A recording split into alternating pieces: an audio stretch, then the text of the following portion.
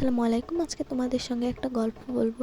গল্পটা ঠিক অনেক বছর আগে, আজ থেকে প্রায় 3 বছর আগের গল্প। যখন আমি ছোট থাকতাম তখন আমাদের হচ্ছে বাড়ির আর কি বাইরে একটা পুরনো ভিটা ছিল, যেখানে কেউ থাকতো না, পুরো জঙ্গলের মতো হয়েছিল।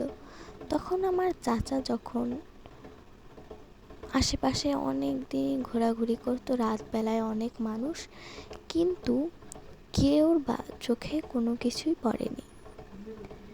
হঠাৎ করে আমার চাচু একদিন ঘেরে মাছরে আর কি খাবার দিতে যাবে, তখন সে খাবারটা সে রেডি করে যাচ্ছিল। তখন সে দেখে বড় বড় দুইটা চোখ, জ্বলন্ত দুইটা চোখ। দেখে সে একা মানুষ ছিল যেহেতু, তার জন্য তার মনে খুব ভয় ছিল। সে দ্রুত ওই জায়গা থেকে চলে আসলো। পরের দিন এলাকাবাসী সবাই জানতে পারলো, ঠিক কেউ সেখানে যেত না, কিন্তু সেটা যেহেতু ছিল একদম মাঝখানে, কেউ না কেউ তো একবারে যেতে হতোই। তো সবাই খুব আতঙ্কে ছিল ওই কয়দিন। তো আমি সেই কথাটি শুনে মানে দিনের বেলাও স্কুলে যাওয়া বন্ধ করে দিয়েছিলাম। প্রায় 1 সপ্তাহ আমি স্কুলে যাইনি। বুঝেন, সে সময় আমি অনেক ছোট ছিলাম, তাই স্কুলে যাওয়া বন্ধ করে দিয়েছিলাম। তখন ঠিক আমার মা বলতো ওখানে কিছু নেই, শুধু আমার মাই বিশ্বাস করেনি যে ওখানে সে জ্বলন্ত দুইটা চোখ দেখেছে। আর এলাকাবাসী সবাই বিশ্বাস করেছে যে সেখানে জ্বলন্ত দুইটা চোখ দেখেছে। জায়গাটি ছিল ভীষণ ভয়ঙ্কর। দিনের বেলায় আমি স্কুলে যেতাম না, আর রাতের বেলায় তো আমি ঘরে বসেও খুব ভয় পেতাম। তো তোমাদের সঙ্গে কীরকম ঘটনা ঘটেছে কখনো, কমেন্টে কিন্তু জানাতে হবে।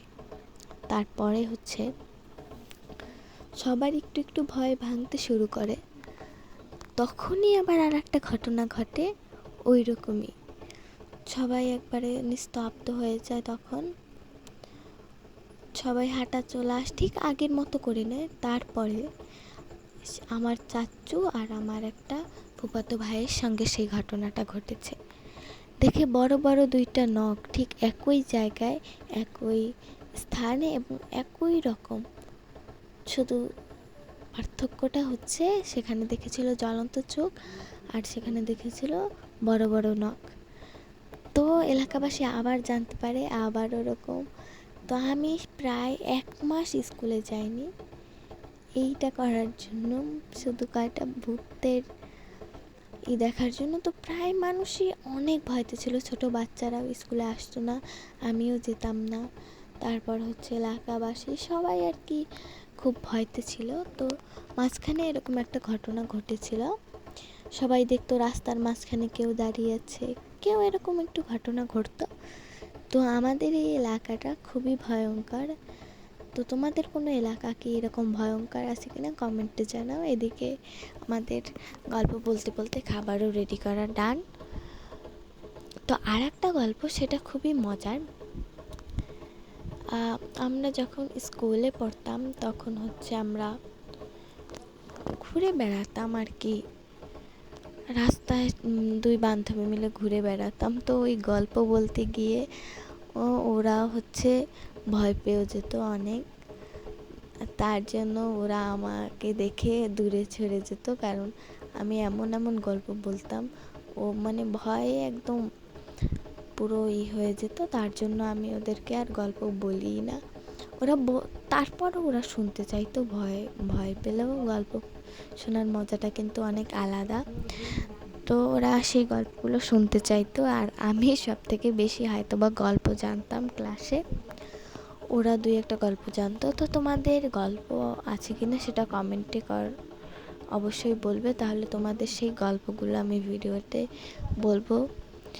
আমার সঙ্গে তো 2-1টা ঘটনা হয়তো বা ঘটেছে, কিন্তু তোমাদের সঙ্গে হয়তো বা হাজারো ঘটনা ঘটতে পারে, আর সেগুলোই আমাদের সঙ্গে তোমরা শেয়ার করতে পারো এবং ভয়েসে সবাইকে জানিয়ে দিও তোমাদের গল্পগুলো।